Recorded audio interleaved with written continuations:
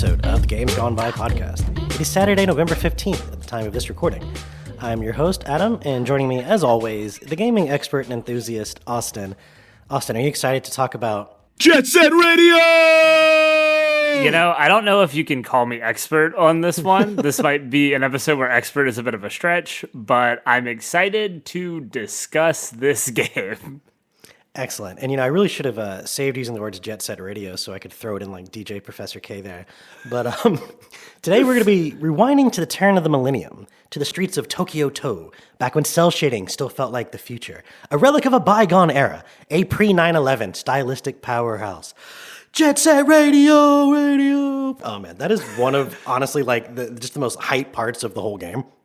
It really is. Like, every time I booted up the game, I was just like, it really gets you in the zone. Just this man going, Jet Set Radio! The actor is so into it. The character is so over the top. And it just like defines the energy of this game, like, right off the bat. And this is a game that, I think is sort of hard to define in traditional genre terms, but I would say it's some sort of like action sports game where you're in a gang of battery-powered inline skate-wearing teenage thugs who are running from the cops while grinding rails and spraying graffiti. And I mean all of those things in just the greatest way possible. It's so funny because every time you boot up this game, it's just like, graffiti is art, but also don't go spray things because you'll go to jail. It's like graffiti is art. However, graffiti as an act of vandalism is illegal. Right. Like graffiti's awesome. Please don't go vandalize your local neighborhood. Thanks. Please just graffiti your backyard fence and nothing else. Right. It's so funny. So this game was actually released in the US in 2000 under the title Jet Grind Radio because there was some sort of trademark dispute with the words Jet Set. I don't know what game that was or what became of that because when they re-released it on Steam 10 years later, it was just Jet Set Radio. So I guess that was no longer in dispute. It came out of an internal SEGA studio called Smilebit. So you know how Nintendo has the like development team 1B or whatever the hell that just does. Yeah, like EAD1 or whatever their internal departments are. Yeah. Exactly. So this studio would actually get a similar name later on as they kind of went the same route. But at the time it was called Smilebit. And their whole thing was to come up with new titles for the Dreamcast. And the art director on this project, his name was Ryuta Ueda. And he was basically saying that the youth and pop culture scenes of late 90s Tokyo were just huge inspirations for this game's atmosphere. So, like, you'd walk down the street, and there's kids playing, like, DDR and rhythm games. Just some, like, little things on the side of the road coming out of shops, right? You have all these vibrant colors. It's really high energy.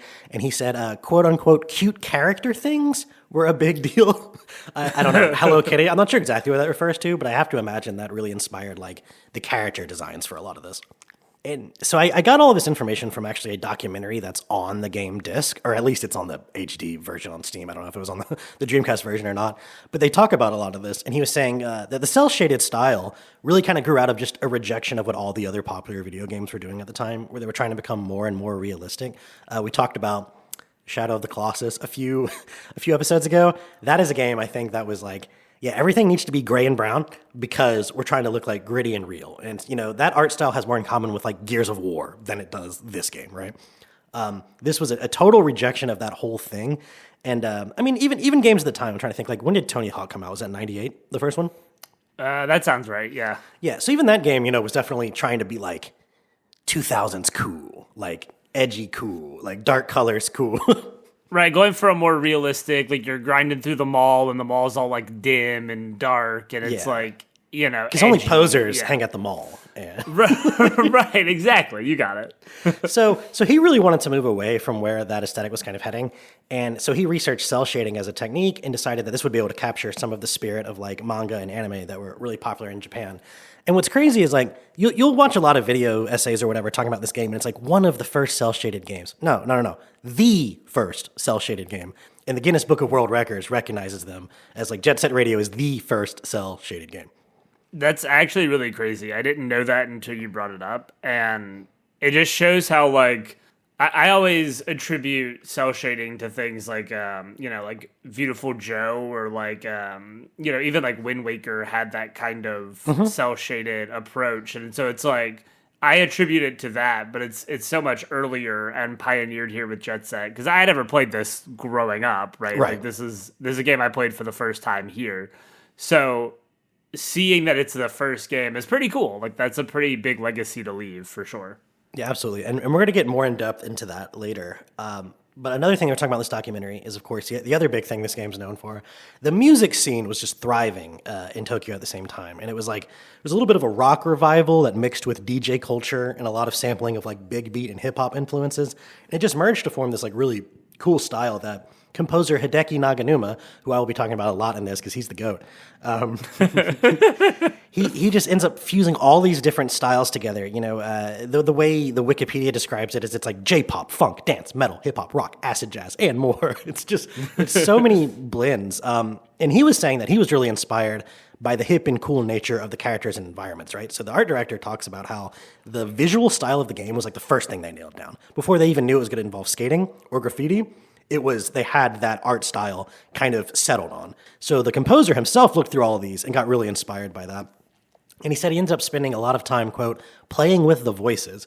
So he was chopping up some vocal samples from like random sounds in the game. He's getting them from these CDs that were lying around the office that, like Voice Pack Volume 35. And he just takes all of these things, he samples all of these songs, and he just creates like this style of music that's really interesting to me because it's not something that I would really ever listen to outside the context of this game. I also don't know that it exists outside of the context of this game. It's just this, you really have to hear it to know what I'm talking about. And if this episode goes as I want it to, I will drop bits of songs throughout it, and listener, you'll know what I mean. But it's just an incredible thing. You really like the soundtrack as well, right? Maybe not as much as me, but, who would? Oh, yeah, I mean, I'm not listening to it quite as much outside of the game as you are. I think that's been, like, your only thing on repeat on Spotify. Like, every time I look over at your Discord, I just see, like, you listening to Hideki Naganuma. I'm like, he's still in Jet Set Radio mode. The music just turns me on. Look, I want my Spotify Wrapped #1 artist to be Sibo Mata. So all I have to do is listen to Birthday Cake about 578 more times. Extra sugar! This soundtrack is awesome. Like, it is definitely the highlight of the game for me, and I think for a lot of people. And I think it kind of is similar to almost like house music, but like way more upbeat and all those things. Like, it's way more samply and everything. But I knew a guy who used to DJ, and a lot of his inspiration for like the stuff that he would do with the music that he made was inspired by Jet Set Radio. Oh, that's awesome. And it was like he felt inspiration from the kind of style of all the mixing and sampling and like putting everything together. And his music didn't quite sound like anything here, but that was the inspiration for it because of all the mixing and the different sounds and the way it blends all these different genres is really cool. I mean, it is one of the coolest things about the game for sure. Yeah, the art and music are a big deal in this game. Another aspect of the art is just the character designs. So Ueda was saying like he really wanted these characters to feel more like icons and symbols rather than just humans. And the stage designs kind of flowed out of the designs of the various gangs that inhabited them. So I'd probably have to dive a little deeper into that. I definitely see like sort of a vibe between, like Poison Jam is in the sewers. That makes sense. Love Shockers are sort of on the surface with a lot of bright colors. Like, that makes sense, even though they're like goth mommies. So I'm not exactly sure. But I definitely believe it here. There's a lot of interesting, like, stylistic decisions. And I feel the character designs are just awesome. Like, they're kind of simple. There's only a handful of colors. And with it being that cel-shaded style, there's not a lot of sort of like fine textures and whatnot, right? You have a lot of these flat blocks of color. But I just think they look so cool. I think it's really the colors and the brightness of the colors and like the way they use color contrasting. Like Beat's got like the yellow shirt with like the red headphones. Yeah. Unless I'm crazy, but I'm pretty sure that's what. No, yeah, I think you're right. Yeah. Like that color, the way those colors blend together, but also kind of contrast a little bit, really make all the characters pop because they all kind of follow a similar approach. So it really pops whenever you have these kind of contrasting and different colors. Yeah, and there's also all the really vibrant graffiti art. Now, a lot of times graffiti is just unreadable to me. Like, I can't really figure out what's going on. I did have a lot of fun making my own shitty graffiti. that was just like a drawing on an analog stick of the Games Gone By logo, which was a lot of fun to spray all over. But they actually brought in a real life New York City graffiti artist named Eric Hayes, and he just had a bunch of art that he just gave them. He was like, yeah, you can just use this and you can just use that, and I'll help you, also consult on like anything new you want to make. So they really put a lot of time into resources in nailing that style, and I think it paid off for them. That's really cool. I didn't know that until reading this, and I think that's a lot of a testament to like how serious they took the graffiti of it all, like that approach, the way they wanted to emphasize the graffiti culture and the art and all that stuff. Yeah, they said we are no culture vultures. We are right. We want to be directly involved with the New York graffiti scene. Obviously, the biggest graffiti scene, I guess. I don't know, but yeah, that's cool to know for sure. Yeah, and so the director of the game, Masayoshi Kikuchi, that sounds right. This was actually his first game that he directed. And, as I mentioned earlier, he was noting in the little documentary that, like, we knew the visual style long before anything else. And a lot of trial and error kind of brought them to the final, like, stretch of, like, gameplay and level design. And he was saying that a lot of that was influenced by the fact that American skate culture had, like, revived in the late 90s there. Partially because of Tony Hawk, right? So I think they saw a lot of that and was like, oh man, this group of hooligans that go around spray painting, they need to be on wheels of some sort. No, that definitely brings it all together, right? Like I think not being on wheels would have made this a really weird experience.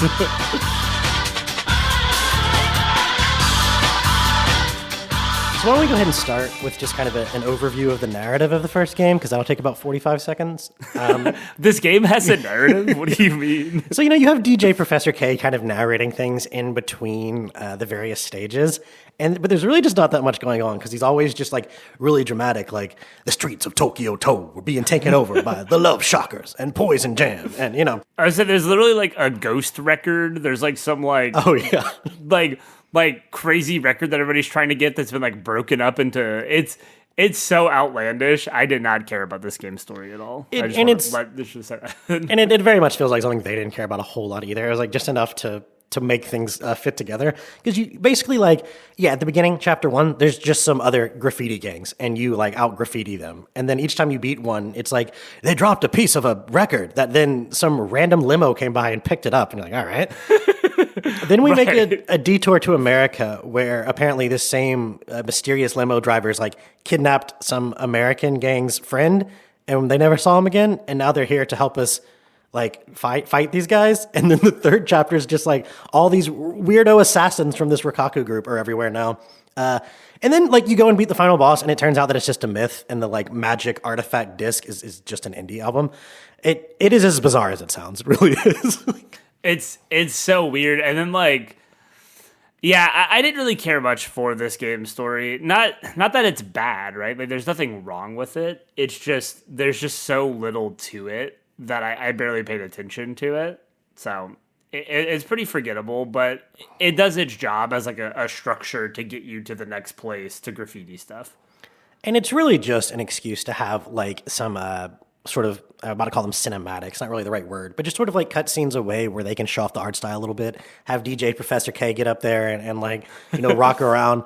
It was all just in service of kind of showing off some of the style. And I think in that way it works because, yeah, it's just like, it's not something that I think on a narrative level you were supposed to find yourself overly invested in.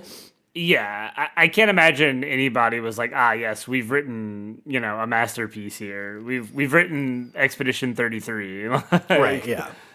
And I think, we'll compare it to Future a little bit. There's not really a whole lot going on with Future's story either. It's a really similar thing where there's like, there's like an oppressive conglomerate that's taken over everything, and there's all these gangs that are both fighting back against that and each other. And there's just no demon record in Future. That's really like the only difference. But Future is actually a really interesting game to me because people will call it a requel because it almost just feels like they tried again, right? Like it has a lot of the same characters, but they're not in the same universe. Like they don't know each other. You end up like re-recruiting these guys. They all look, they all have character redesigns. All of the parts of the city, you still have like Benton Cho and this and that, but it's like reimagining. So Future is a very interesting game to me because it kind of just feels like an alternate universe Jet Set Radio, which is really apt in my mind because the game design itself sort of feels the same way. It's like an alternate universe where they said, you know what, we really didn't pour enough resources into the game design, like the controls last time. We should pour more resources into that. But it also kind of came at the cost of, like, in my mind, almost everything else about the game. But I just find that really interesting because it's like the actual concept of the game is an alternate universe Jet Set Radio, and the actual development of the game and feel of the game feels like an alternate universe Jet Set Radio. That is interesting to point out that way. I don't know if I would agree as harshly as you're putting it, but like it feels like you're being a little harder on Future than maybe necessary. But well, not yet. Yeah, not yet. I'm not. Just wait. I can't wait. No, I mean, the story in Future, to me, feels exactly the same as the story in the first one. And neither of us have finished Future for clarity's sake, right? I mean, I guess something could get, like, more outlandish by the end, I suppose. But it didn't really feel like it was heading that direction. Well, once I had more time in Future than I did the first game and had only unlocked 4 characters, I kind of figured this wasn't going to go very well for me. That's fair. Yeah, these games are not narrative heavy. They're not supposed to be, and that's okay. Like, it works fine. You're supposed to play the game and enjoy the music, and that's really what the game does. Well, I'd argue the music is done well. The rest will. Give me a break. Give me a break. Well, I'm going to go ahead and get into that. So, for someone who hasn't played this game, the main objective is you're trying to tag, in the first game, you're trying to tag a series of graffiti spots in these different stages within a time limit. It's very inspired by Tony Hawk in that way. It's like, do a set of thing in a time limit in this, like, small area. Fairly confined stage, I would say. Like, they're not, in the first game, they definitely don't feel as open as the second game, right? And the whole time you're doing this, you're contending with these, like, increasingly powerful police forces. You know, at first it shows up, it's like a couple guys with a baton and some weird-looking goober with a revolver. By the end of the game, it's like assassins on jetpacks. And you're really, like, you're jumping around, you're grinding, you're dashing, you're trying to get to all these tags. There's a couple different types of tags. You have the kind of instant, small tags that just happen really quickly. And then you have ones that sort of become like a QTE minigame, I guess, which, you know, was all the rage in 2000. There's a few different types of levels. For the most part, you're doing what I said. There'll be a couple where you have to, like, recruit new members by copying their tricks or racing them. I had a lot of fun with those. In my mind, there's not nearly enough of those. There's also the gang tag levels where you have to tag all the members of the other games or the other gangs. I did not have fun with those, and there's way too many of them. For sure. I think for me, the core problem of this game and the reason that I think I had such a frustrating time with it is that the controls of all of this stuff, like the actual concept of the game is fine. Like, I think, okay, the tags are cool. I don't mind the mini game. I really liked, like you said, the rival competitions where you're kind of following a path of, like, they're going to do a trick, you have to execute the same trick. And, like, that's cool because it lets you focus in on doing neat things. Like, it's like, okay, This is cool.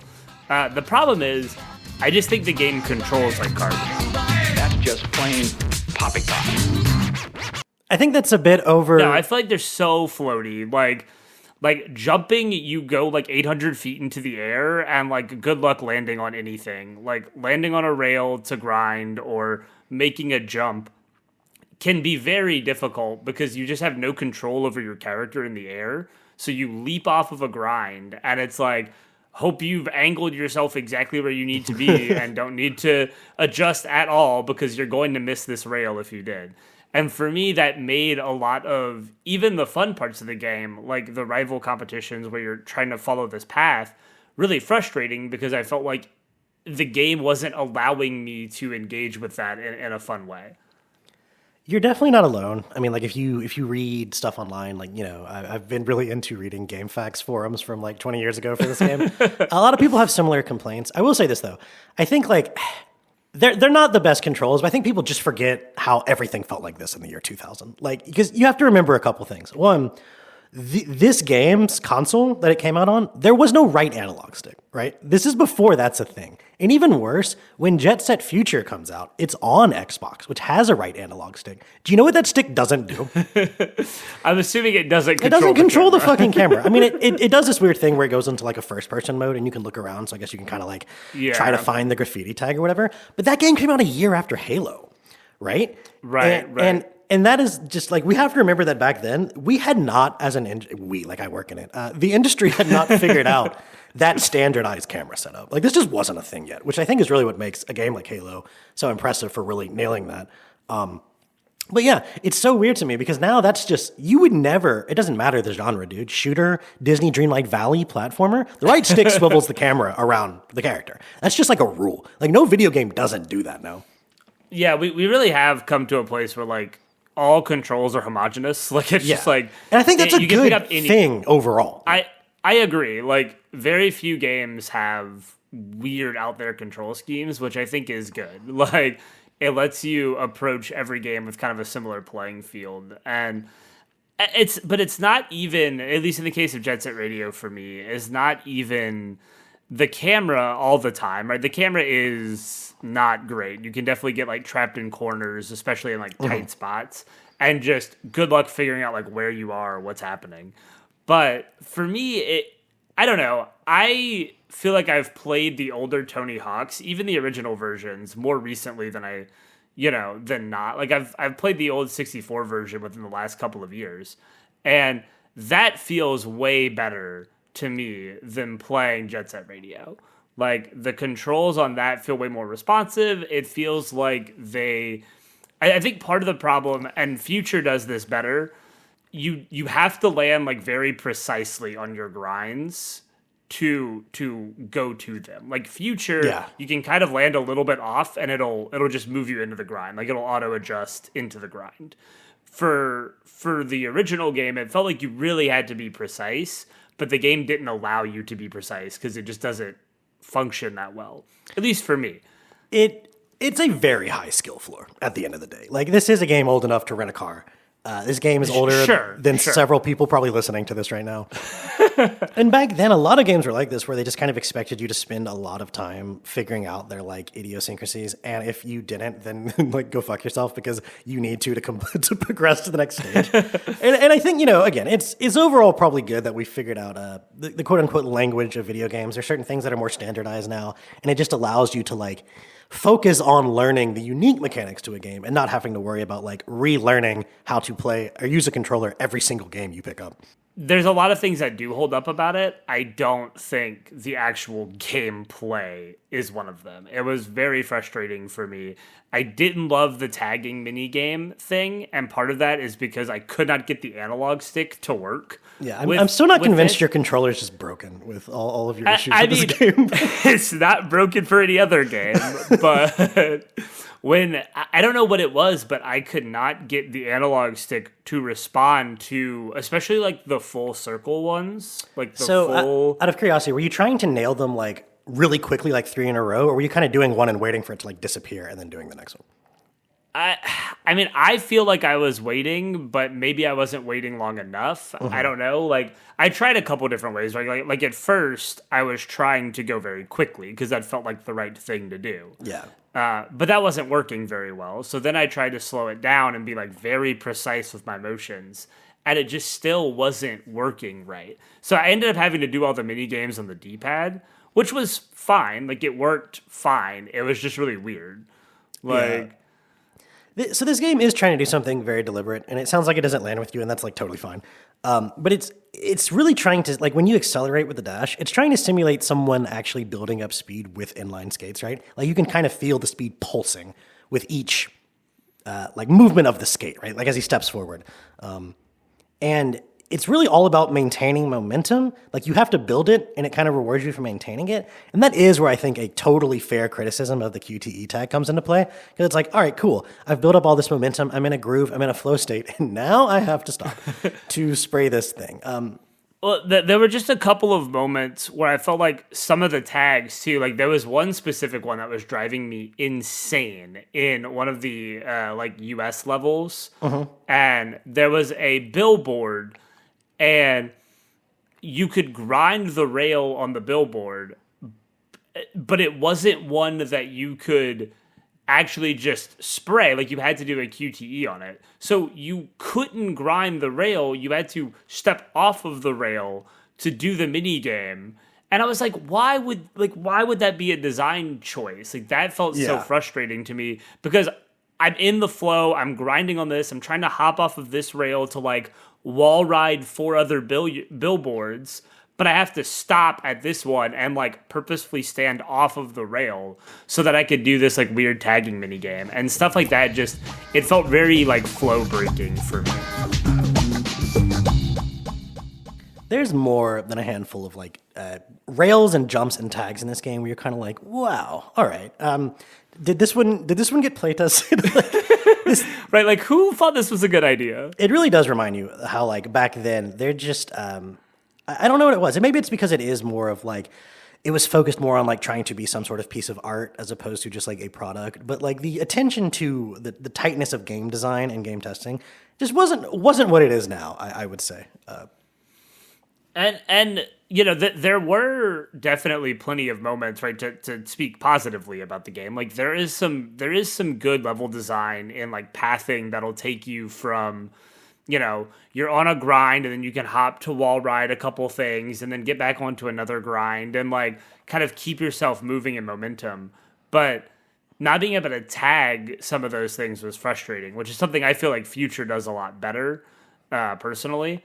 But the idea is there. Like you can see the idea of kind of flowing throughout the levels. I just thought having to stop and tag all the things was kind of frustrating, especially whenever, for me, the police attacking you while you're in the middle of doing a tag is just infuriating. Like, I know you like the friction of the police in this game, but I just found it the most frustrating experience. Well, if my controller wasn't doing the fucking tag inputs, I'm sure I would have as well. Well, but I could do them on the D-pad. It was just that, like, I felt like you couldn't lead them away from the tags, like, effectively enough to get enough space to then complete the tag. So it was like, do half the tag, get knocked out of the tag, run around until you could get rid of them, come back, finish half the tag. Like, I just felt like that was a really frustrating experience for me. I did enjoy that part, but I do feel like there's a little bit of an identity crisis here because so it's like, yeah, okay, you're getting chased by the police and you got to go do this tag, and the camera's kind of spinning around at these angles while you're tagging, so you can like you have this really cool view of like the police like running towards you, and their little sound effects get like slowly louder and louder as they get closer to you. And but then all of that really just is at odds with how the game expects you to like build your speed and hit rail to rail and really find a flow to that. So I totally agree that like these things, even when they're working, do not seem to like mesh well with each other. And this is something that I think Future tries to address. I would agree. I think all of the legacy sequels to this that we're going to talk about, because we played a lot of games for this. Yes, we did. I think they all had an emphasis on trying to fix some of these gameplay quirks that didn't stick with me particularly in this first game. And not like they've designed it for me, but it addresses all the things that I think I had frustrations with mechanically with this game. I'm trying to think if there's anything else specific to this game I want to talk about before moving on to Future, because I do want to compare the gameplay to Future, because I think there's a lot of interesting things to talk about there. Maybe the last thing just being like the final boss in this game is weird. It's like it's not so strange. It's not particularly difficult. You're like jumping across these couple of rooftops to like spray these weird golden rhino. They look like the inflatable two-mans at a car sale. Yes, but they're golden rhinos. And once you take those out, you then have to go to the little spot where like the CEO of the Rikaku group has been launching these rhinos at you from, and you just have to grind out this last little rail to tag something, but it's on this like spinning platform, and oh my god, like I'm glad I beat the main part of it in like 2 minutes, because I needed the remaining 7 to skate up this fucking rail. It was so weird. This is most disturbing. It was a really frustrating. I thought like, and it was so weird because the way this works, right, is like you're on this like big spinning disc thing, and you have to jump onto like external platforms, and there's like a weird spinning like rotating block that you have to kind of like jump on as it's flipping a certain direction, and I found that to be also infuriating. Like landing the jumps to hop between these like floating I don't even know what they were, right? Just big blocks in the sky. Yeah. Like, those were also weird to land on for me. But then the other two were just like grinds that were super easy to execute. So it's just a really strange thing that the final boss was going for.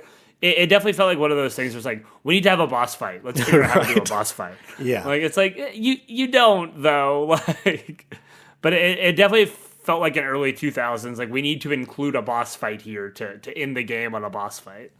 You know how you have to do one more gang tag battle against Poison Jam, and it's the only gang you have to do it against twice?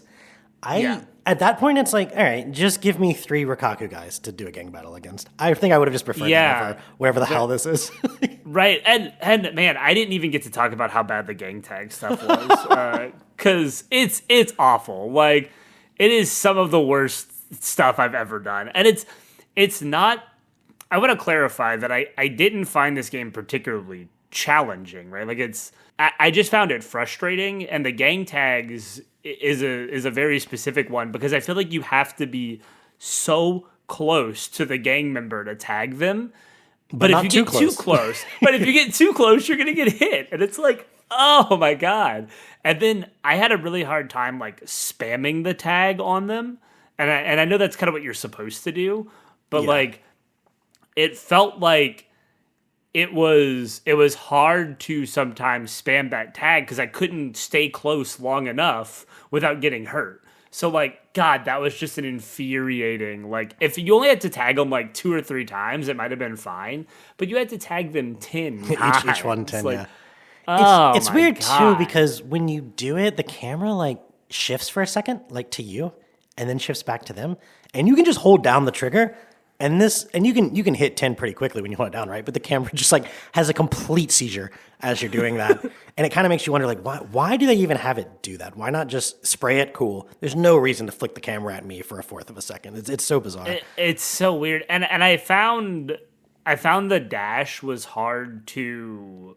Like, it was hard for me to build speed, I felt like. Like, I could never tell if I were dashing and it were actually building more speed, if I had hit a speed cap. Like, I felt like I was never clear on, like, am I actually even going faster? And there were times when, like, I felt like I just could not catch up to the gang member. Like, I was trying, but I could not get to them. There's, like, the dash doesn't have very good, like, feedback on it. So it's kind of hard to tell what it's doing. But basically what it is like when you skate normally, let's say you have a speed of 5. When you dash, you pretty much immediately get up to speed 7. But that's it. Like, you can dash a lot, you're never going to get past 7. The way that you get more speed is like jumping onto rails, and that is like, it builds your momentum, right? So then you jump to another rail, and you jump to another rail. That being said, the easiest way to tag these guys was to just get to the spots where they stop and wait out for you. And then when they start moving, dash, jump behind them once, and then hold L, and you're at their exact speed for like 3 seconds, and you can just take all 10 down. Just awful game design.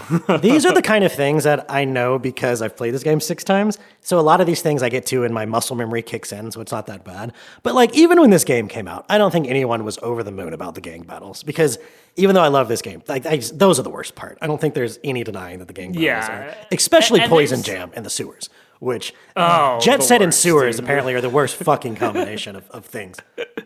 Yeah, they should really just stop doing sewer levels. It's not good. If the 3rd game comes out and there's sewers, I don't think I'm going to buy it. I don't like it. Not at all. I don't like it. Take it easy. It's like, I can definitely see a lot of the vision here, and I can see a lot of what they're going for. And it's definitely unlike any other game of its time, right? Like, or really ever. Like, there's only been other games that have tried to emulate the style of Jet Set Radio, right? Yeah, quite a few. There's nothing that's like, oh yeah, Jet Set Radio is similar to this. Like, the closest thing you can say is like Tony Hawk, but it is definitely trying to do something unique, and I can appreciate it for that. I just, for me, felt like a lot of those things that I've been frustrated about, the execution just wasn't there for me. Yeah. Playing this game. And it's old, right? I mean, like, I get that. It's, if I had played it when I was, this game came out when I was 5. So Yeah, if I had yeah. played it when I was 10 or whatever, I might have been a lot more into it or been like, oh my God, this is so cool. Like, listen to this cool music and like, what is this cool thing going on? And I could have gotten over maybe a lot of these weird like idiosyncrasies that I didn't love about it. I want to talk about Future now, because Future, Yeah. I think, attempts to address some of these things. And to me, it's like mixed results. There's a couple things that undoubtedly I think feel better, right? I think getting up to speed quickly just by moving and not having to do the weird dash is like a good decision. It just feels way less frustrating to like fall over in this game because you can get right back up and back up to speed instead of like, oh good God, let me dash toward a rail and hope I hit it. You also just don't fall over nearly as much. Yeah, like, because it doesn't expect you to like, because the first game was like you build this momentum and then once you're past a certain point you need to control it or it'll be like real life, you'll bust your ass, right? Jet Set Radio Future is just way more forgiving about that whole thing. yeah, it feels very much more like a sandbox game in a lot of ways, and that's one way that it does that. I think it's just like, here's your speed, have fun. Like, Yeah, it gets rid of the time limits. The stages are much more open. The grinding is the way it works is like, well, first off, when you hit a rail, you just like instantly have tons of speed to the point where like there are these telephone poles that you grind vertically, and if you're just skating and bump into them, you're suddenly soaring off into the sky. There's tricks that you can do like on the rails to kind of increase your speed too. That can be a lot of fun because you have to hit it in this very like rhythmic way. And you can use both X and Y, and they're different kinds of tricks, and Y has a different rhythm than X. And I think that's really cool. Trying to mix them is very challenging, but that increases speed, and that feels good. The map has been made like 3D, and there's labels on it, so it's a little more useful than the first game. Because the first game's map, like, game is utter garbage. it's crazy because I feel like chapter 1 you don't even need the map because the stages are so small, and then in chapter 3 they put like the stages that you'd been doing separately all into one thing, but the maps are still the individual area you're in, and there's no indication like what's the exit to the other area. So yeah, the map is like utterly worthless in chapter 3 of the first game. It's not good. Yeah, it's complete garbage to me. I mean, it does mark like where the tags are, but it has no depth or verticality in the map. So like, it could be in any number of places in this general vicinity, and like I felt more frustrated looking at the map than I did not looking at the map most of the time. Yeah. And the first game doesn't have a ton of verticality. It tends to basically have like each level has like a lower area and a higher area, as opposed to the sewers in Future, which are 6 stories. Like Jesus Christ. So it's usually not too bad, but there's still times where you're trying to just figure out like how do I get up there, and the map is not helpful. Yeah, and you know, kind of like you said, the level design usually makes up for it. You don't need it most of the time, but like if you do get into a situation where you do need it, it's like, why even bother? Like, It's the grind city level in the first game where you literally have to get on an elevator to get to the top. That to me is kind of like a failure of, I don't want to say a failure of design. There's nothing inherently wrong with that, but it just seems like the rest of the game is really about getting up high and then skating down and maintaining that momentum and finding out how to get up there. And this level's just like, take an elevator. and you have to take it like 6 times because there's so many tags, and good luck falling if you fall like one time. Yeah. Like, I think that's often considered, other than the sewers, the worst level of the first game. that makes sense, yeah. I thought the level design in the first game was kind of mixed too. Like, I didn't love, like, there's some spots that are way too cramped, in my opinion. Like, they're just way too tight, and it's like you can't get a lot of that momentum that you're trying to get because you're just having to like navigate really tight corridors that I didn't love. And I think Future has a lot more open space that lets you kind of freely roam around the area a little more. I feel like the first game, those tight spaces always had a rail, like the stairways and the hallways. Dude, there's so many hallways in Future where there's nothing to grind on. And I don't understand. That is definitely a flaw of Future for sure. I would agree there. But let me round out the things Future does well before I start talking trash about it. Fair enough. I do think that the increased verticality of the levels can be cool at times. I really enjoyed the level right before the sewers, the one the sewers connect to. I enjoyed climbing up that. 99th Street for some reason confused me, and I think it's just because they have all these rails in the sky that you can kind of use to navigate through the level.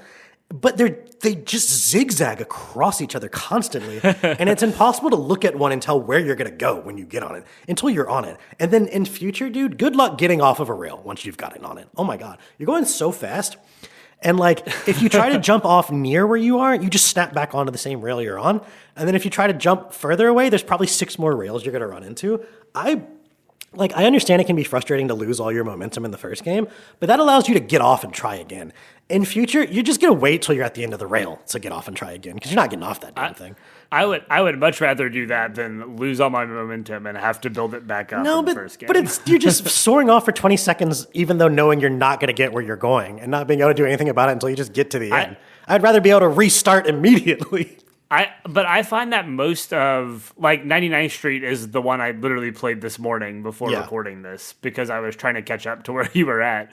And I actually really liked a lot of the, like, zigzagging rails in 99th Street, because you could just make a circle and be, like, right back there. Like, did you do the flag capture thing? I can't remember if that's before or after. Yes, I did the flag capture thing. That was a little frustrating at first, but it's just kind of like you only need to really get 2 of them. So yeah, because they're nice, and let the other ones all catch 1. Right, exactly. So I think that changes in the later battles. I think they have 1 person catch 3, so you have to. Oh, that sounds awful then. But thankfully, I didn't get that far, so I don't know how terrible that is.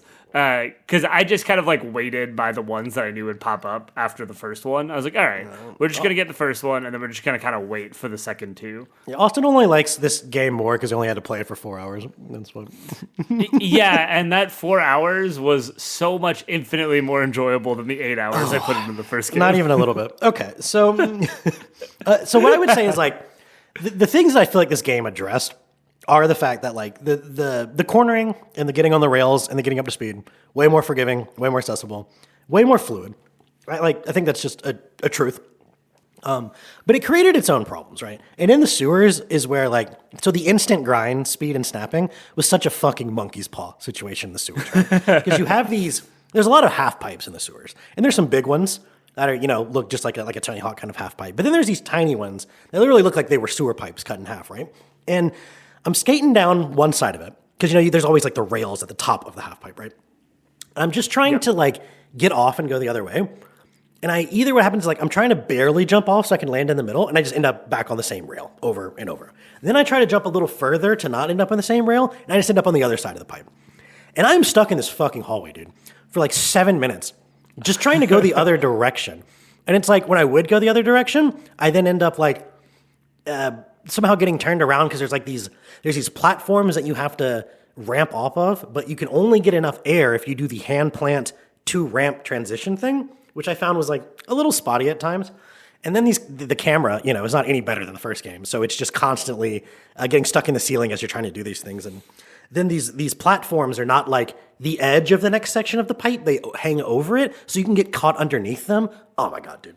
Like, the sewers were that was worse than anything from the first game to me. Like, the little bit I played of the sewers, I could definitely see where you would have those frustrations. I didn't get super deep into the sewers before we started recording, but I could definitely see where those frustrations would come up, because I was already seeing some of it. But at least this game gives you more tools to navigate those pipes. Like, you can do the handstand, which gives you more momentum to do the jump, to do the flips over the thing. Like, those at least are things that you can do. The first game doesn't give you anything like that.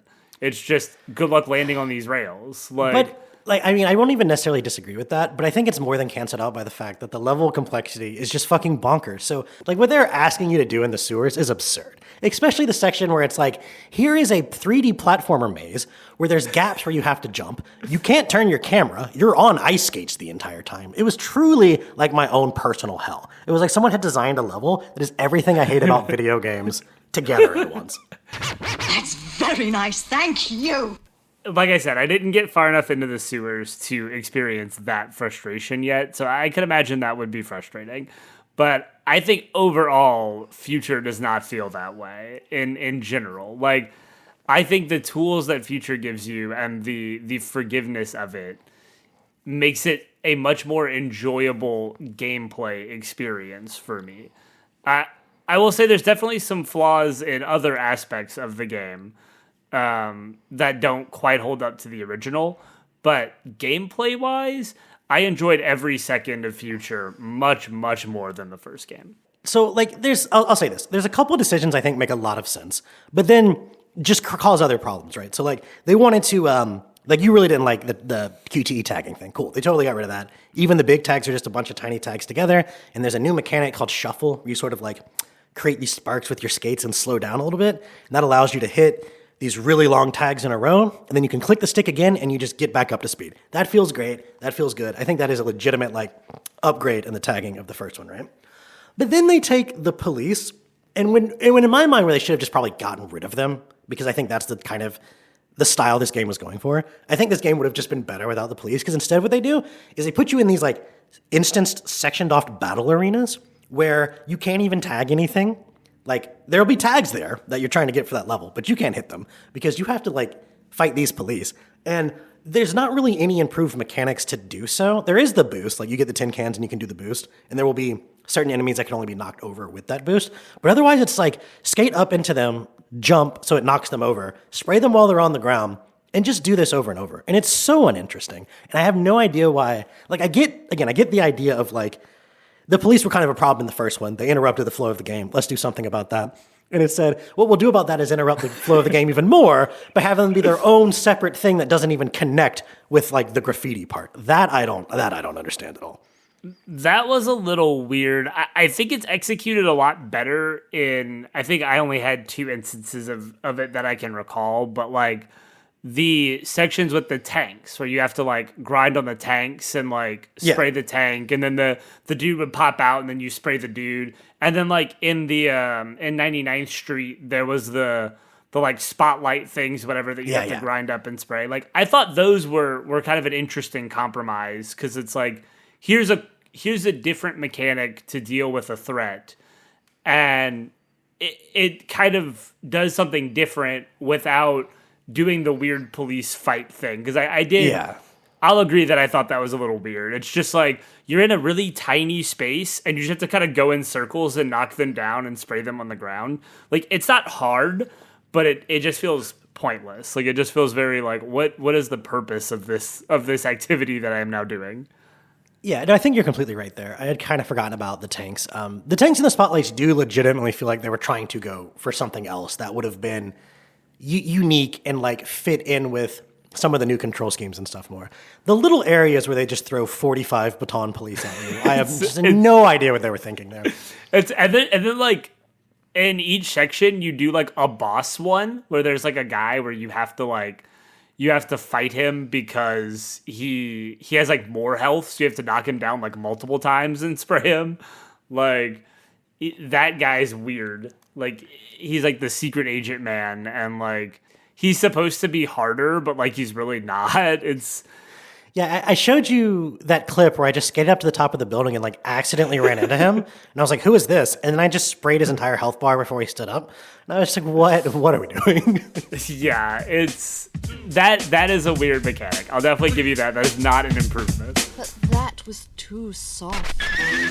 So yeah, just to round out the gameplay section before we get into the art styles and whatnot. To me, this is a game that, like, undeniably has tighter controls and more responsive jumping and grinding, but it just kind of came at the sacrifice of, like, literally everything else in the game to me. There's not that all of it's bad. Like, I think some of it's a wash. Like, I'll say this is probably as good as the first game, but I just, other than those couple design decisions with the controls, I just really don't think there's a whole lot of improvements in this one.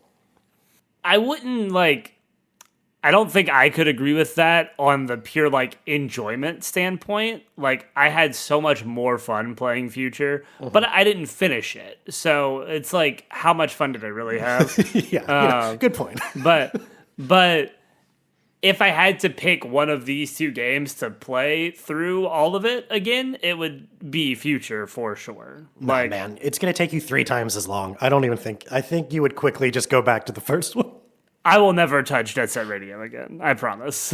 I will never touch that game again. I genuinely don't think anything in that game is as frustrating as the sewers. I don't think you would have ever gotten past the sewers. Maybe that's true. I didn't get far enough into the sewers to know. But I found the first game just mechanically, again, there's a lot of good things about Jet Set Radio, I think, that we're about to talk about. Yeah. But mechanically, I found it just infuriating almost every time I played it. I probably rage quit this game like 3 times just out of sheer frustration. I can see that. I've played it 6 times and I rage quit it at least 3 times this time around too. So.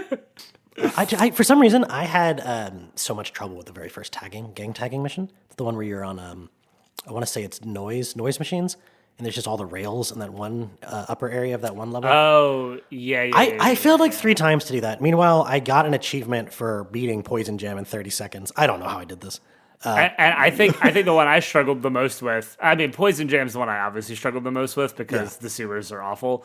But like Love Shockers was really frustrating for me for some reason. Like that one I found quite simple, but I could never catch up to them. I feel like I couldn't find their like pathing and like where they were going. That one, I think maybe just the level design was tricky for me.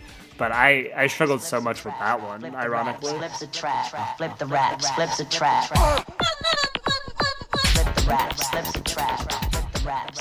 So let's get into the art style of this game, which I think is one half of its most like prominent part of its legacy, right? And we'd kind of mentioned cell shading, and just for our purposes here, we're really talking about it's like 3D models that are lit like a cartoon. Okay, you have these thick black lines that outline everything, and you have what are mostly flat blocks of color. Shadows and lights tend to have these really sharp edges rather than being kind of like, a gradient that slowly fades away that you'd see in, most other art styles. It's like, no, the lights and shadows are just different colored blocks, right? Overlaid on top of the other colored blocks. And this is a technique that I think ends up having a lot of influence in the industry, right? Because what comes out right after this game the next few years? You get Sly Cooper, you get that Shooter 13. I never played that. Was that on the Wii? I don't know what that is. Okay. Like I remember seeing like previews and stuff for it, so I know what it looks like, and I know it's cel-shaded, but I'd never played it. The name sounds like very vaguely familiar, but I could not tell you. Okay, then you have Beautiful Joe, which is a great game. Yep. And then Wind Waker, which is probably like one of the more, I guess, well-known examples of cel shading at that time, right? Because everyone knows Zelda. Right, when people say cel shading, I think the thing they probably first think of is Wind Waker. At least that's the first thing I think of. I think anyone who hadn't played Jet Set would probably think of Wind Waker. Yeah, I mean, right, that makes sense. Right. And then what I thought was interesting about this is like that; those are true cel-shaded games. Those are using the same techniques and the same like design philosophies.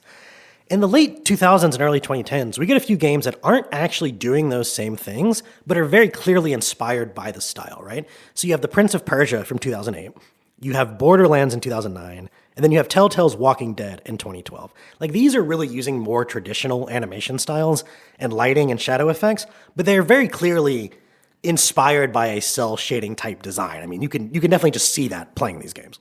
I'm about to say, you telling me that Borderlands isn't technically cel shaded is like insane to me because it looks like I would imagine like that's cel shading to me, right? Like same thing with like Prince of Persia. Like there's a lot more detail on those character models, and I think that's the first thing you would notice if you compared it to like a Jet Set or a Wind Waker. Is there's a lot less textures that are just totally flat, and there's a lot more lines and details in it, and I think that's ultimately what makes it like not the same techniques. Gotcha. But yeah, for sure, like you could tell that these guys had all played Wind Waker or Jet Set or something and loved the style, and that's why all these things kind of look like that. But then you have the more recent versions of this that are actually true cel shading again, but just with better technology, right? So we have Hover, Bomb Rush Cyberpunk, the Lethal League fighting game. Did you ever play that?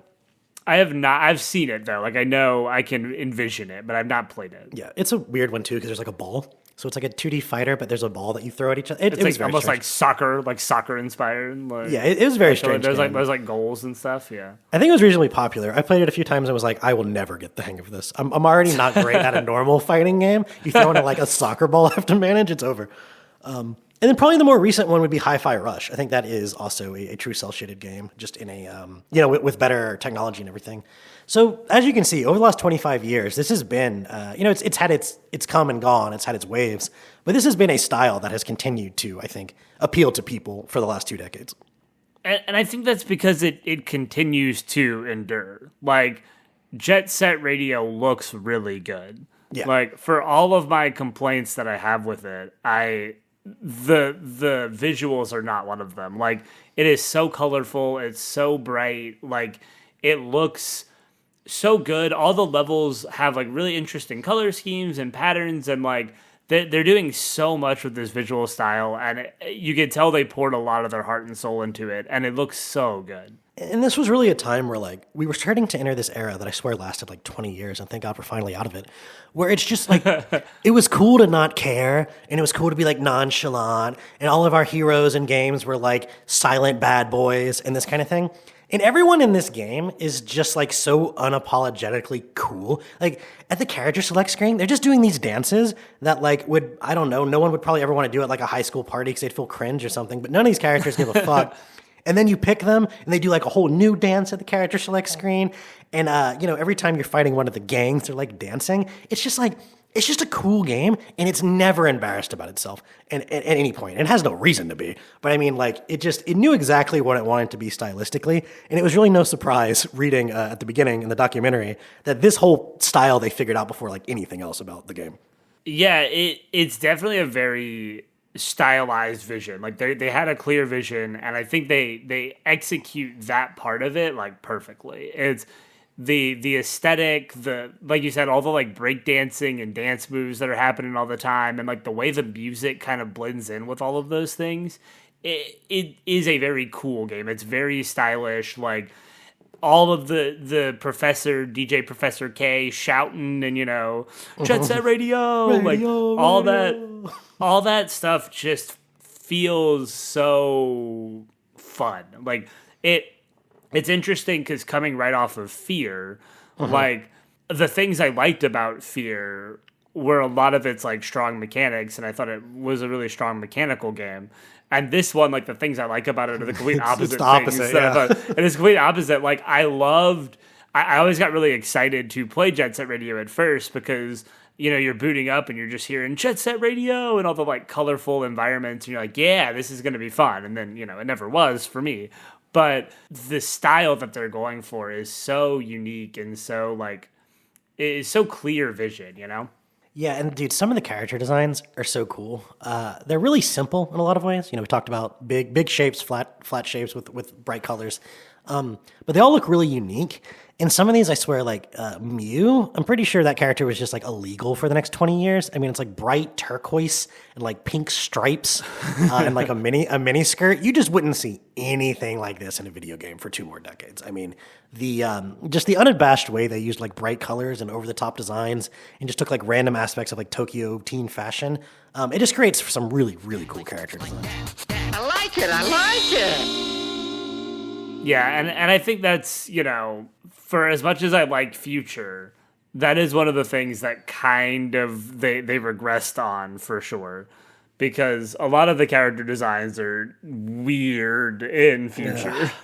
I don't want to harp on this too hard because it isn't as if like Future is some sort of artistically lazy game or something. It went into a very different direction that I just happened not to like. But God, I feel like it just loses all of the cool art styles from the first game.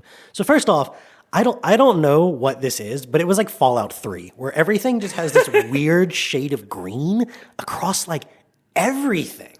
I don't know. Like, do you know what I mean? Yeah, I don't think I find it as dramatic as you're laying it out here, but I definitely know what like everything just feels a little bit more dull. Yeah. Like the first game pops so much. Like every color seems really sharp and bright, and it like punches you in the face. And in this game, like, even the brightest colors just feel like they're, like, 2 steps down from how bright they were in the original. And I think part of that is the first game is, like, it's like 2,000 streets of Tokyo and New York, right? This game is, like, some weird sci-fi universe, like, upgrade kind of thing. Yeah. It feels like, we'll talk a little bit about Bomb Rush in the future, but it feels like Bomb Rush took a lot of inspiration from Future with a lot of things. And part of that is like the weird kind of like sci-fi aesthetic. I love this note here that you have where it says every character looks like they mated with the robot made from the Jetsons, Dude. Which is just a psychotic thing to say, but it's very accurate. The stupid things on the side of his ears are straight out of the Jetsons, dude. I cannot stand the character designs in this. They look really stupid. They do look really stupid. There's a couple, like I think the new Yo-Yo is kind of cool because he's kind of just like a big bright green blob in the first one, and they give him like a little more detail. So there's maybe like one or two I think are good. But like man, I thought the version of Cube in this, who I didn't even unlock, but I was going through videos and just looking at all the different characters. The Cube in this one is so boring. Like she went from like I kept joking like goth mommy alt girl from the 2000s to just like I only have a black shirt and need to get to work.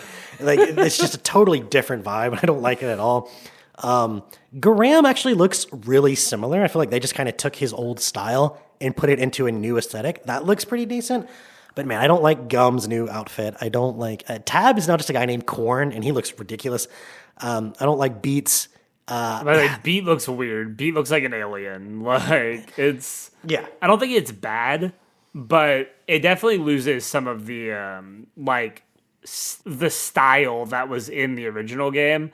It definitely feels less stylish. It's like it loses some of that flair. Yeah, without a doubt.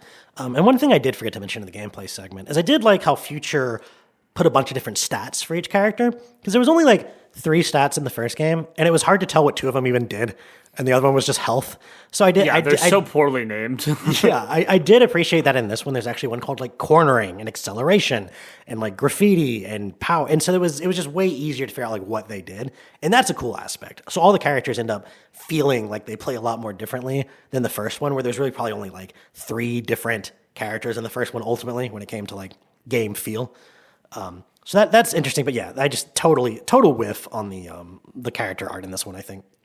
I would agree. I don't think I disliked it as much as you did, but it definitely does feel like a significant step down from the first one.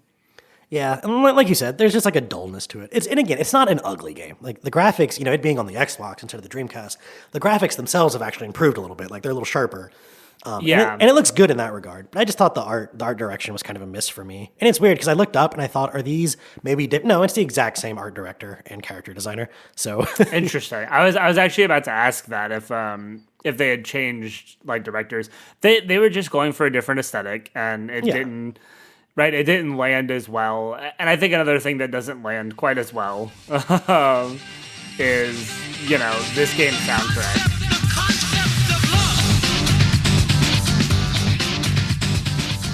The first game is phenomenal, and we're going to talk about it at length. But I think Jet Set Radio Futures kind of takes a little bit of a step down as well. It does. So the first game just does this incredible thing with all the sampling and the mixing, and it's worth noting that like in the year 2005 there was a court case out in the Sixth Circuit. It's called Bridgeport versus Dimension Films, and the line that comes out of that court case was basically get a license or do not sample anything. So after 2005, it became much harder to do what Naganuma did for this soundtrack here, and I'm so glad that this game came out when it did, because he just went crazy with the sampling and the chopping up things from not even other songs, right? Like we were saying, random sound effect like packages, sound effects from the game, just all kinds of crazy things. And Jet Set Future, it has a few songs that do a similar thing, but a lot of them just don't really seem as like creative to me. There's nothing like La Revolu, La La La Revolu. That's insane. But like, there's also just a bunch of remixes of the first game, and they're okay. Like, I don't think any of them are bad, but there's not a single remixed version of a first game song that I found better than just the original version. Particularly because they already have a style that feels like kind of a remixed song to begin with. Right, like all of these songs basically are like original remixes. So to remix the remix, it feels like too much in some spots for sure. I think both of these games license songs like just straight up. Yeah. The first one literally licenses Dragula from Rob Zombie, which was a choice. It's awesome. I unironically love Dragula. That song is great. It's so stupid, but like it's Dragula. Supposed to be so stupid. Yeah, slam in the back of my. I was playing that for my wife, and she's like, "What is a Dragula?" And I was like, a question for the ages. Surely, I don't know that anyone knows. We just know that we slam in the back of it. Right, exactly. You get it. I think the licensing in the second game is a little bit stronger. Like I like some of the licensed songs more in the second game. There was that one really like punk rock, almost ska song in the first one that I really liked. I can never remember the name. Yeah, that one. Yeah. Liked that one a lot. I'm totally with you here. In the first game, like, you're talking about Dracula, like, fine, it's okay. About the city, that one's kind of fun. But the only real licensed track from the first game that I think is good is Improvise from Jurassic 5. Yeah, that's a great one, too. The rest are, like, fine. Meanwhile, man, there's, like, 4 or 5 banger licensed tracks in Future. Yeah. Hello, Allison is great. Rockin' the Mic. Okay, I have to ask you about, do you remember, and you might not, because I think this song came out when I was in like 2nd grade, so you might have been like in utero, but it was this song by a band called Crazy Town, and it was like a one-hit wonder thing, and it was like, come my lady, you're my butterfly. Yeah, Butterfly? Yeah, okay, I know Butterfly. Okay, yeah. That song is trash, but Hello, Allison to me feels like that song, but good. It's like it has a lot of those same styles and like the record scratching and like I don't know what race these guys are, but they sound like they're white dudes rapping. And but for some reason it all just comes together so well in this song for me. I love Hello, Allison. It is so good. Yeah, no, that's a great song. I really like Rockin' the Mic. It sounds almost like a Tribe Called Quest song almost. Like that's kind of the vibe I get from it. There's that punk rocky statement of intent. Yep, great one. I love a lot of the licensed tracks on this one, but I'm with you that I think the originals in the first game, like Let Mom Sleep, is such a good song. Dude, so it's actually kind of funny. Over the last few years, I've been with my wife. We just got married, but like we've been dating, I don't know, 5, 6-ish years. And a lot of times we're in the car, we're singing stuff. I just sing like the instrumental parts, or I'll just make like the noises at times. And she's always like, "That's weird. Like, why do you do that?" And I was like, "I don't know the answer to that question. I'm sorry. I'm just weird." But after playing this game, I think I know the answer to that question now. It's that I played so much of this fucking game when I was a kid that I got so used to just making noise. Because there's like a lot of these songs don't really have what you might call lyrics in the traditional way. They have words. Right. I don't know if they have lyrics. Yeah, I would agree with that statement. So I'm just sitting there going like, rock that shit, homie. Like, and she's like, what are you doing? Like, what? So I'm like playing this in the car on the way to like the vet this morning, and she's just like, what? Like, you're just making noises. I'm like, no. I'm singing. You just don't understand. Right. No, and you're right. It's just such a unique sound. Like, all of these songs are so you wouldn't hear this anywhere else. Like, yeah. And I think it's great. I haven't listened to it quite as much as you, so like I can't recall everything as sharply. But I have listened to like outside of the game at least twice, like all these songs through, just to kind of hear them and hear them outside of the context of the game. And the great part is like they still hold up even outside of the context of the game. Like they're enjoyable to listen to even outside of the game, which is not something you can say about all video game music. No, and there's really high energy. Like there might be tracks that you just don't like or like sound annoying, but there's never a boring track like in any of these games. For sure. Like I didn't love the final boss track, the like Grace and Glory. I don't like the way it starts. I think it picks up and gets really cool, but the way it just starts off like, yeah. It's a little weird, but like nothing in here is like bad. Even my least favorite songs, right, are still like, this is unique and interesting and cool to listen to.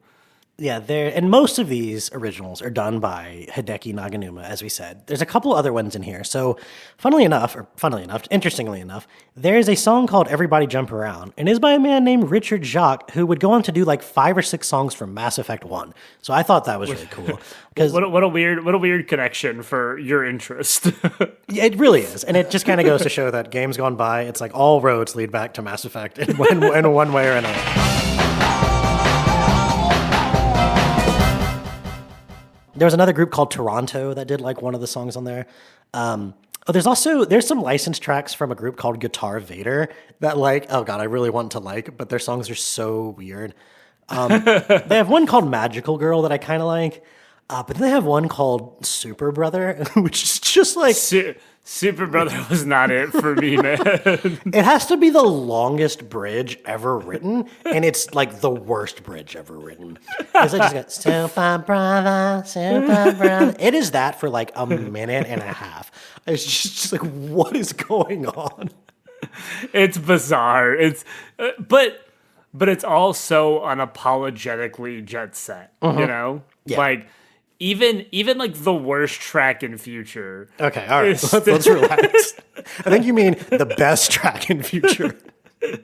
Okay, so Birthday Cake by Sibo Mata, right? Yes. The first time I heard this song, I was like, what is happening? How can I skip this song? You like pull off your headphones thinking someone's car is like grinding gears or something like. It is the most jarring, like out there song. But I will say that now that I've listened to it like 10 times playing this game, it's kind of good. It's weird because there's no, like, that is not the kind of song I would ever send to someone else and be like, hey man, this is a great song, you should listen to this. I would never say that. But there's still something about it that I just love so much. And it's kind of like we've just been saying. It is so unapologetically itself, and it fits in with all of the energy and attitude of this game like perfectly. Right. I literally, when I was looking up this song, one of the first places I saw it was in like a crappy music subreddit. And like everybody in the comments is like, you mean amazing music? Right. And I imagine that is just like the 10 people who play Jet Set Radio Future saying that. Listen, if you don't love Birthday Cake, you don't love Jet Set. That's the rules. Love.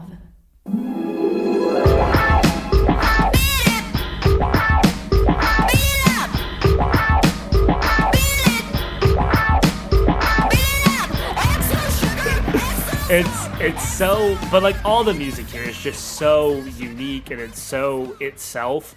Like, go listen to the soundtracks. Even if you don't want to play these games, just go pull up the soundtracks because it's so unique. It's so like what this game is all about, you know? Did you ever end up making a list of like your top 3 faves?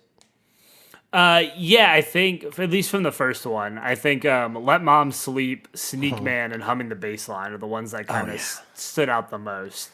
Humming the Bassline, I'm going to put as the intro to this episode, I think. But it is the character select music, and it is so awesome, dude. It's so good.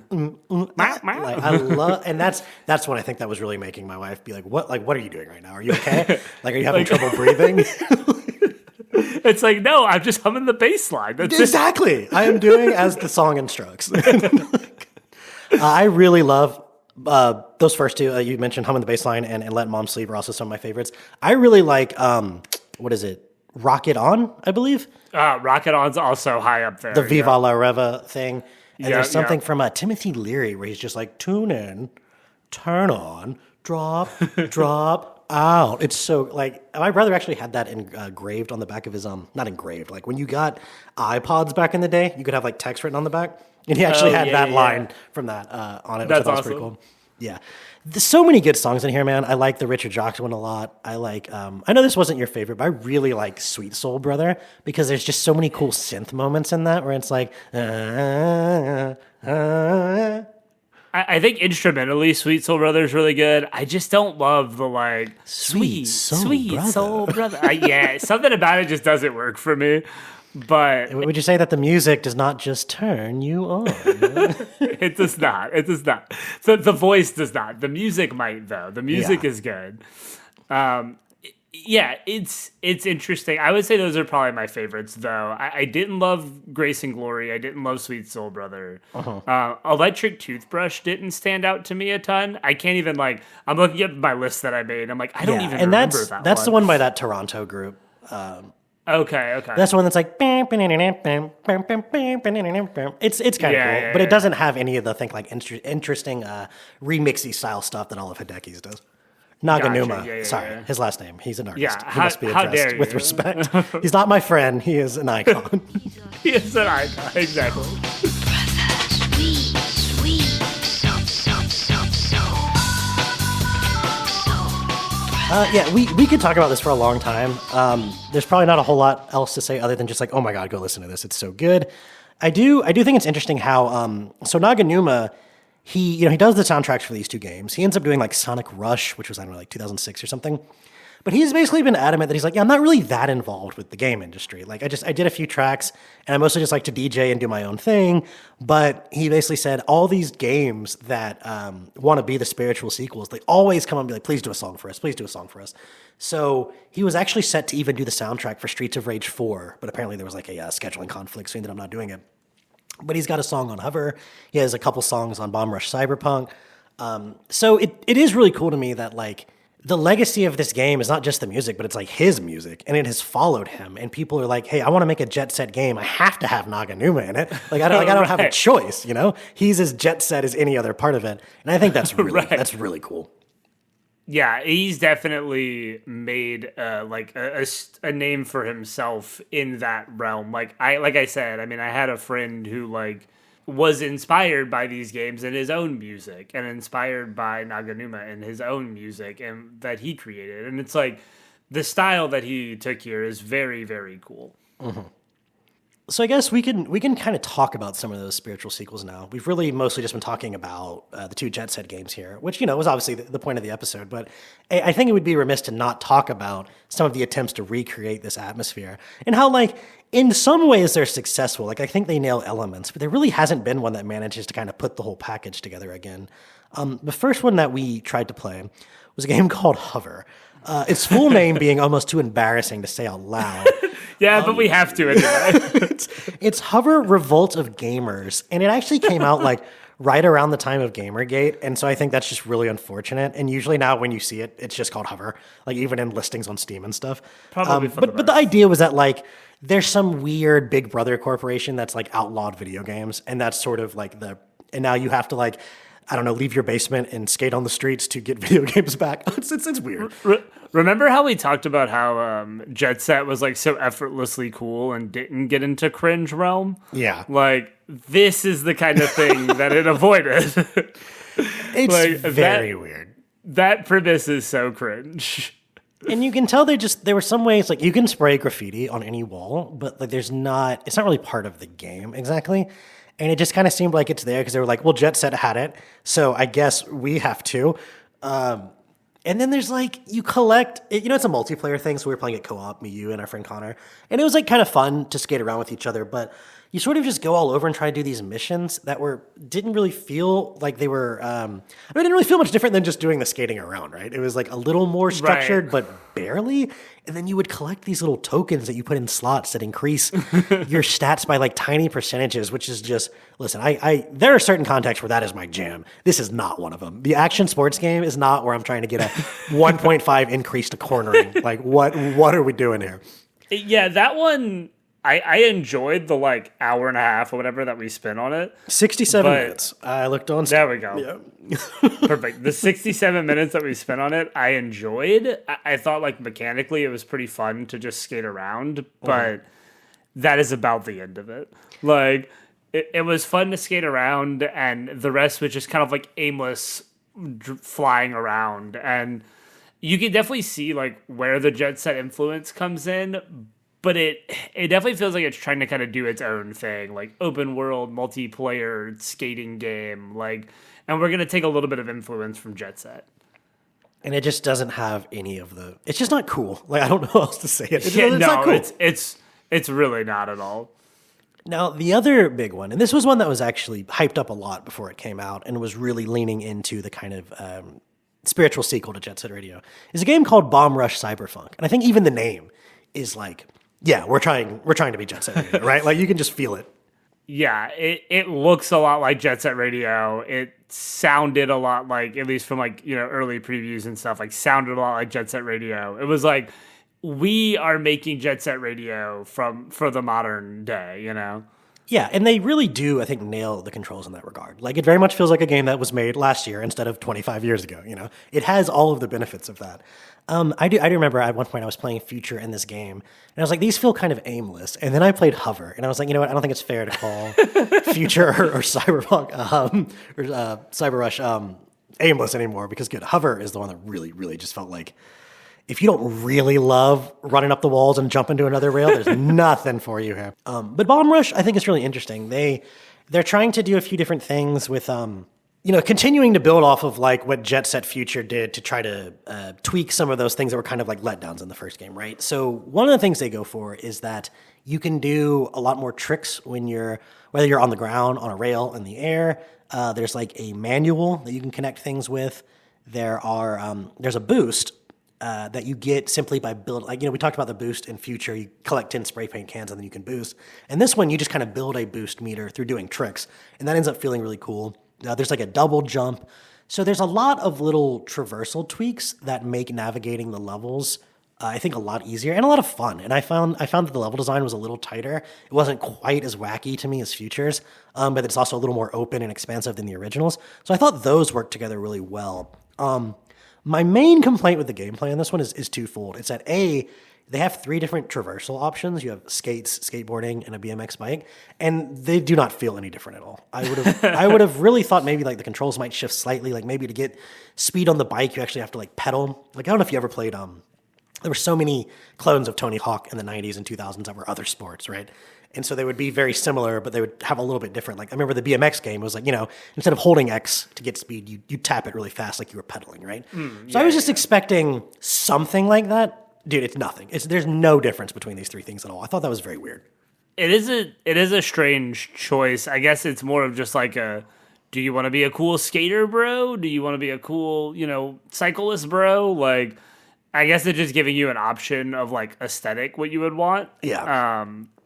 Which, is a little weird, but I think it, for me, made up for it in the fact that it just felt so good to play. Yeah, sure. Like, in Future, I thought, like, okay, this is an improvement. Cyberpunk feels like a genuinely, like, good game. Like they've actually finally nailed the controls. Right, like they've tightened up the controls. Like you can manual in this one, so like you can kind of keep combo strings going longer than you could. I found comboing and like any sort of score mechanic in the first 2 games utterly pointless. I know you said there's some optional missions in the first game. Yeah, but that's truly all it is. I didn't play any of those. Maybe those would have been more fun. I don't know. But probably not for you, no. I don't think so. Probably not for me. Place your bets, ladies and gentlemen. But to that point, that sounded a little snarky and insulty at Jet Set Radio. It wasn't as much as I thought scoring in things felt more consequential in Bomb Rush because there's actual like things built into the story where you have to outscore your opponents and stuff. Yeah, the other aspect, so we talked about how in Future they get rid of the tagging minigame. And I think overall, like this, with their design philosophy, this made sense. In Bomb Rush, it's a little weird to me because I still think it's good they didn't bring back a QTE minigame, for sure. But what they did do is make it to where the single tags, like do this little 3 to 4 second camera thing where you lose control of the character for a minute. And I was like, why?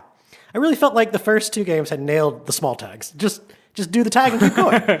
So I thought this was weird to me. It's not too bad because you still like stay on the rail you're on or whatever, right? It's not like it resets your position, but it just really seems at odds with the idea of like we don't want to disrupt that flow.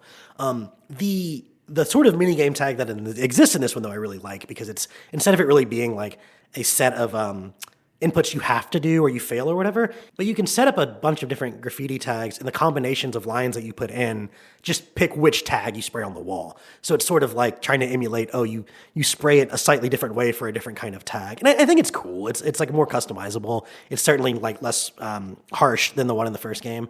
I just don't understand why the single tags in this game decide to like disrupt gameplay for like 5 whole seconds. That just to me makes very little sense. That never really, I think it never really bothered me because most of the time that you're doing the single tags, you're like on a rail or like mid jump or like mid wall ride or something. There's not a ton of them in this game, I feel like. There's like less tags. There is less tags overall. And I think that's because they're going for a little bit more like variety in gameplay. Like there's like literal like boss fights, which was jarring, I think, for both of us. Oh, well, that was weird. I don't know if you have to get off your skates and kick them, but I couldn't figure out how else to do it. So I'm just like doing these weird jumping spin kicks over and over, trying to hit this lady in a jetpack. Like, yeah, I mean, I don't think you have to. Like, I think you have to get off the skates in the sense that like once you make contact with them, it automatically like forces you off of them. Because I never pressed LB to like put my stuff away. Okay. I would just trick at them, but I think it like takes you off of the skates automatically. Maybe. Yeah, it is weird. It's like the tricking mechanic in Bomb Rush. Like you can press, I think it's like any of the face buttons basically, or like 3 of the 4 of the face buttons to do tricks. But that also functions as basically like a fighting mechanic where you kick and punch the opponents, the police, which was really weird and not really a thing that I like loved about it. It's not bad, but it was like, is that necessary? I didn't find it as frustrating as I think you did, because like I remember you like screaming about all the chains that they the chain turret things. God, that was weird. Like that didn't really bother me a ton, I don't think. But yeah, it's definitely going for something a little bit different with the police. I don't know if it's any better than what either of the other games do. Right. Maybe Jet Set 3 just won't have police. Maybe we'll have finally just like. Well, Jet Set 3 might not exist, but yeah, sure. Guess we'll talk about that in a minute. Yeah, this whole game though, to me, like undoubtedly the controls feel good. Like there's no argument about that. It just feels like it's a little too like it's like spreading itself a little too thin though, and it's not quite as focused because it's giving you like a bunch of different things to do, but I don't really feel compelled to do hardly any of them. And there's also it feels like halfway through they realized. So it's worth mentioning, you don't have the spray cans in Bomb Rush, right? You just get to spray. You don't have to collect them. Right. I think overall this is fine. This makes sense. They're trying not to disrupt the gameplay and everything, right? But then I think what they sort of realized is like, oh God, the first 2 games would frequently use cans to like kind of breadcrumb the player into certain areas. Like, hey, hit this pole here. There's 3 little cans on it. And then you realize, oh, this takes you up to this part of the level. Or, hey, there's like 3 cans going into this wall. Oh, that's because it's a fake wall you can burst through. I think they sort of realized that they had like locked themselves out of that. So they created these little balls that give you boost instead. And they just sprinkled them all over the place instead. And that to me just felt weird because it was like, no, I actually really liked building up the boost from the tricks. And then there's certain segments where you'll just hit a blob and get all your boost. And it's like, it's fine, I guess. But it just sort of seems like one of those things where they found themselves kind of caught between a rock and a hard place. And they're like, oh God, we didn't think about what we were losing by taking away the cans. We need to come up with something else to replace that. And it's not a huge deal because I don't even know if this game has many secret areas. I didn't get far enough to say that for sure, but it just results in you like always being able to boost and like always being able to move, kind of, which I don't necessarily think is like a negative because you can kind of use it. You can use it as you want. You can use it very intermittently if you want, but like it keeps the flow going if you can boost around corners and stuff. And like I thought overall like Bomb Rush was the most fun to play, but it's also one of those things where it's just like maybe this just isn't my genre because I don't feel all that compelled to go back and play it either. Sometimes I feel like it's like the original game understood that it wasn't Tony Hawk and it tried to do something else. And maybe that works for you and maybe it doesn't. But it's like they realize that. And I feel like every game after that is like, nah, we can beat Tony Hawk. And they can't. and that's how some of these feel to me sometimes. But yeah, I mean, it's like, I think this game is worth checking out if you liked any of the other Jet Set games for sure, because I think there's something here. I mean, I really did have a lot of fun the first couple hours I played it. And then there's this mechanic where when you're grinding, you can like lean on corners to get speed, which is kind of cool. So they give you, instead of it just being like Jet Set Future where you touch a rail and now you're like soaring off to the heavens, they actually like give you a couple moves to build that speed, and it feels really good in my mind. Yeah, again, I think mechanically, like Bomb Rush nails the feeling of the game. And that makes sense. I mean, it came out 20 years later. Like, it makes sense that but like when you compare this to Hover, I know they're trying to be 2 different things, but like mechanically this feels so much better than Hover even. So like I think Bomb Rush really nails the feel of the game. It's just kind of what it wants you to do with that feel where it's like, maybe I'm not super interested. We also didn't mention that like the story of this game is like nonsensical. like literally within the first 5 minutes, you are decapitated by like your former friend who you like the big 3 of like graffiti in this town or whatever. And then you're like decapitated by this man and you get like a robot head almost immediately. And it's like, what is happening? I could barely keep myself from laughing as you were explaining that. I mean, because it really is like, it seems like because at the beginning you're with this other guy and you're kind of like sneaking through this facility, so it feels really like action movie, like Mission Impossible kind of thing. And then suddenly like dude's head gets cut off and everything goes weird. And yeah, you find out that you're part of your guy you were controlling was originally part of the Big Three, which was like like you said, I don't know, a trio that somehow ruled the streets by being the best graffiti inline skate gang. And then one of them ends up like taking over and killing the other. And then now this guy loses his head and has a robot head. And now you're going, you have to go battle this gang by scoring points in order to get information about how you can get your head back. And it's like, what? Like, I'm sorry. I think Jet Set Radio, the original, nails the story in the sense that they do it exactly to the extent it needs to be done, and they don't do it any more than that. I don't understand what's going on here. Yeah, that's what I was about to say. Is like it turns out that doing no story for this kind of game is probably preferable to whatever Bomb Rush does. You literally like fight a leader of one of the gangs, and his name is like the Flesh Prince. Oh yeah, which is just like, I literally put my note in here. I was like, what the fuck is happening? Like, and I can appreciate them trying to have like a sense of humor about it. You know, like, oh, the Fresh Prince, the Flesh Prince, and then there's like this one group of girls that are literally like, I'm not going to battle a boy. Come back with a girl for me to fight, to me to do this gang battle. And you're like, okay. So there's some moments where I think they're just trying to be funny. Whether or not it lands is up to you. I didn't care for a lot of it, and it's just yeah, it's just, again, I think you're totally right about it. Where like the controls feel great in this game, and I would recommend anyone check it out that like the first two games for that reason alone. I think you had mentioned at one point like just turn the music off and put on the Jet Set Radio soundtrack as you play Bomb Rush Cyberpunk. Cause like the soundtrack isn't bad, and like we said, Naganuma did some of the soundtrack, and like it's fine, but nothing stands out to me about it. Like I don't remember any of the Bomb Rush songs like at all. Yeah, there's one Jack DeFunk that Naganuma did, and I only really know that one because I kept listening to it to cut it up for like some sound bites I want to put this episode. But yeah, playing the game itself, that nothing really stood out. But I would still recommend it. And same with Hover, if for no other reason than I think it was $2 on Steam last we looked. Yeah. So if you get it for as cheap, I literally we both owned it and didn't even know it. Yeah. Like, we were like, oh, we should look into Hover, and it was like, oh, well, I already have that, so I guess we can play it. So you might already own it if you buy Humble Bundles at any point. But I do think Bomb Rush, like even though it doesn't really hit all the same notes, and I don't like it as much, it's still like it's a solid game. It's definitely not a failure of a game. And if you find yourself like you enjoyed the Jet Set stuff and you don't want to go back to that and you just want more of it, this is probably the closest we're gonna get. And on that note, a couple years ago, man, 2023, they made an announcement about another Jet Set Radio and Crazy Taxi game, and I don't think we have heard anything about either of those since that announcement. I remember both of those announcements because I remember everybody freaking out about new Crazy Taxi and new Jet Set. And I was like, I played Crazy Taxi, but I don't really care for a new one. And I was like, I've never played Jet Set, so whatever. But yeah, it's been like dead silent. And, you know, we say that, but like, I bet you at the Game Awards this year, Jeff Keighley is going to be like, for their closing announcement, like, bam, new Jet Set Radio. That would be awesome.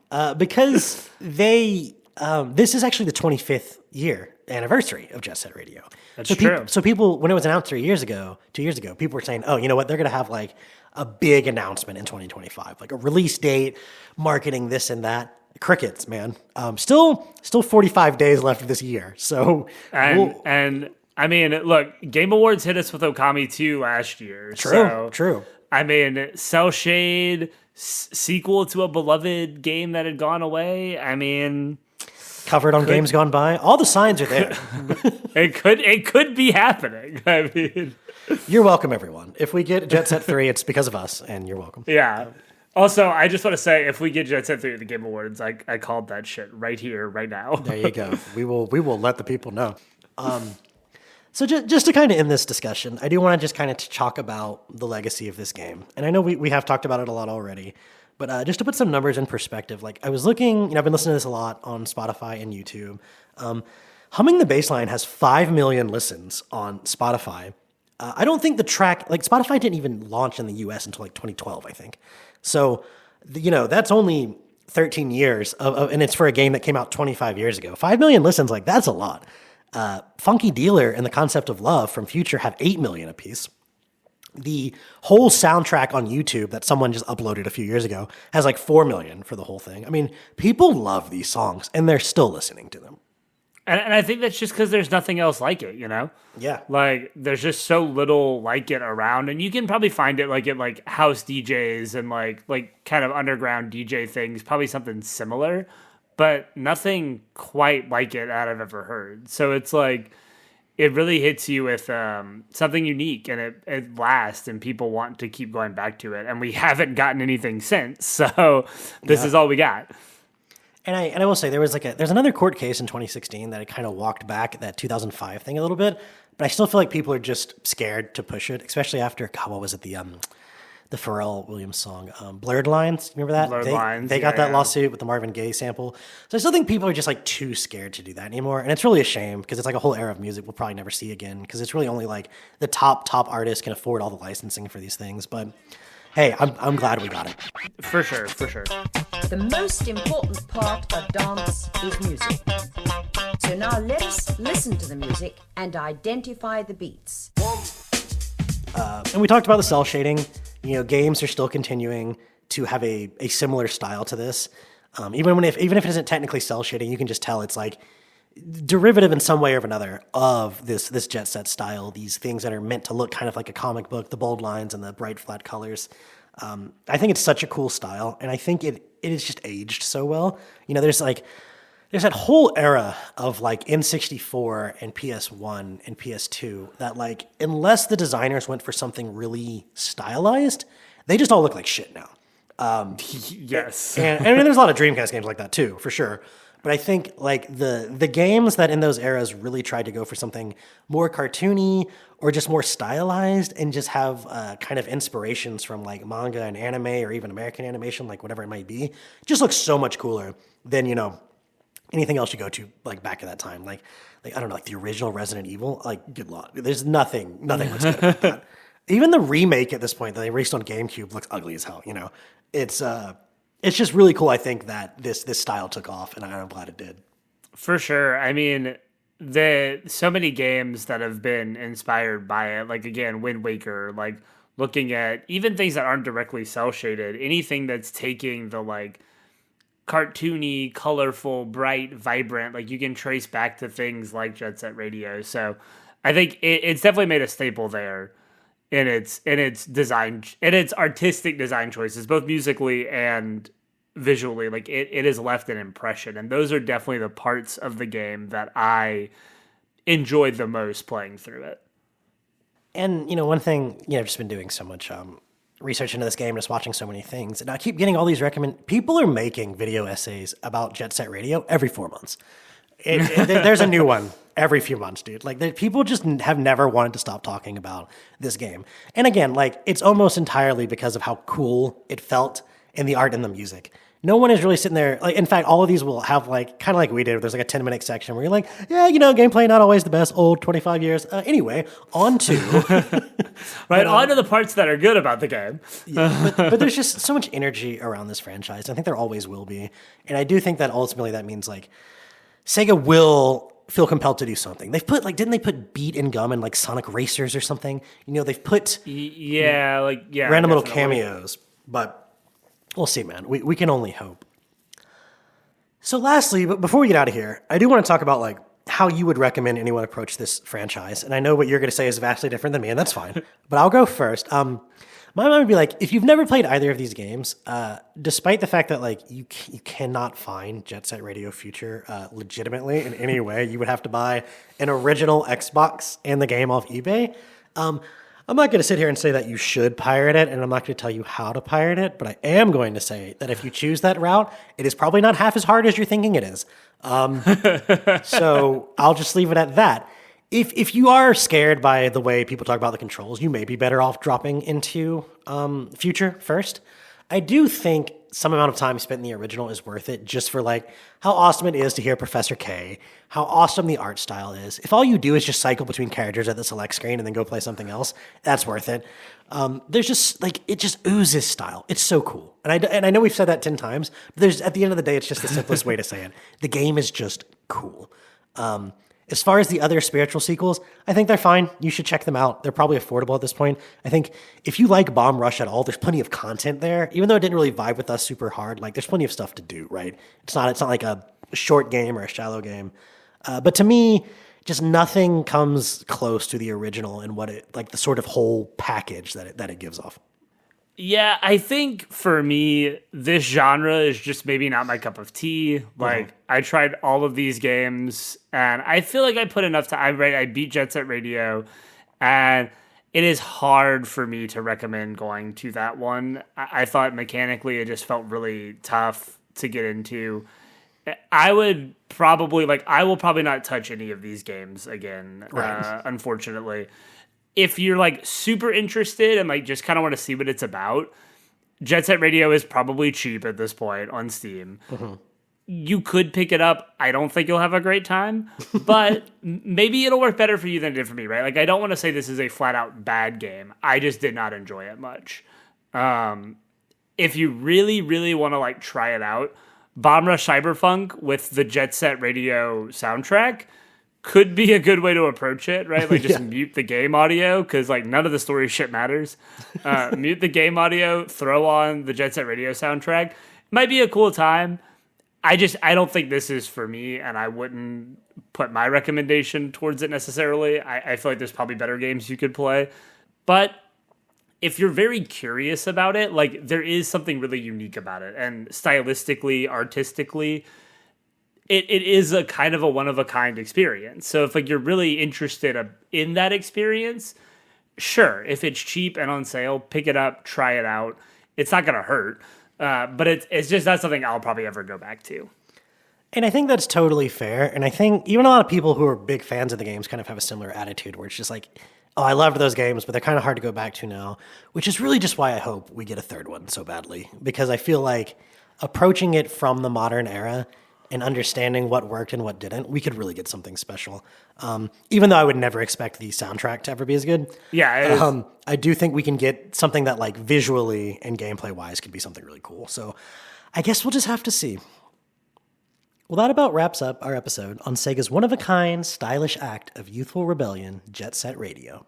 You can find this episode, as well as all of our other episodes, on Apple Podcasts, Spotify, or your favorite podcasting platform. And of course, you can find everything we do, including a Taylor Swift album review by me, on our website, gamesgoneby.com.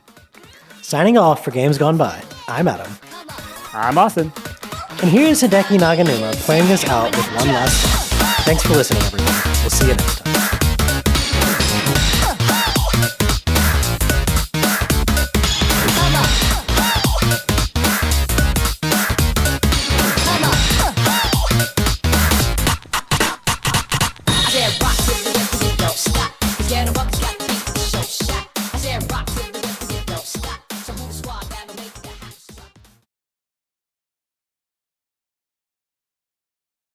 Lulu.